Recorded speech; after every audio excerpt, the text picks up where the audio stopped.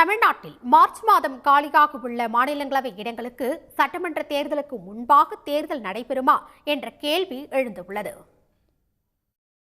தமிழ்நாட்டிலிருந்து மாநிலங்களவை உறுப்பினர்களாக உள்ள திமுகவை சேர்ந்த திருச்சி சிவா, என்.ஆர். இளங்கோ, பி. செல்வராஜ், கனிமொழி சோமு மற்றும் அதிமுக சார்பில் தம்பிதுரை மற்றும் ஜி.கே. வாசன் ஆகியோரின் பதவிக்காலம் ஏப்ரல் 2ஆம் தேதியுடன் நிறைவடைகிறது. எனவே மார்ச் மாதத்திற்குள் 6 மாநிலங்களவை இடங்களுக்கான தேர்தலை நடத்தி புதிய உறுப்பினர்களை தேர்வு செய்ய வேண்டிய நிலை ஏற்பட்டுள்ளது.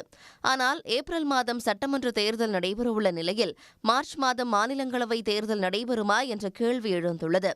மாநிலங்களவை தேர்தலுக்கு 2 மாதங்களுக்கு முன்பு அறிவிக்கை வெளியிடப்படும் நிலையில் இதுவரை அறிவிக்கை வெளியிடப்படாததால் குழப்பம் நீடிக்கிறது. தமிழ்நாட்டைப் போலவே சட்டமன்ற தேர்தல் நடைபெறவுள்ள மேற்கு வங்கத்தில் 5 மாநிலங்களவை இடங்களும், அஸ்ஸாமில் 3 மாநிலங்களவை இடங்களும் ஏப்ரல் முதல் வாரத்தில் காலியாகின்றன. இந்நிலையில் சட்டமன்ற தேர்தலுக்கான பரப்புரை உச்சகட்டத்தில் இருக்கும் காலகட்டமான மார்ச் மாதத்தில் மாநிலங்களவை தேர்தல் நடைபெறுமா என்ற கேள்வி எழுந்துள்ளது. கடந்த 2021ஆம் ஆண்டு கேரள சட்டமன்ற தேர்தல் நேரத்தில் இதேபோன்ற சூழல் உருவான போது மாநிலங்களவை தேர்தலை ஒத்திவைக்க தேர்தல் ஆணையம் திட்டமிட்டது.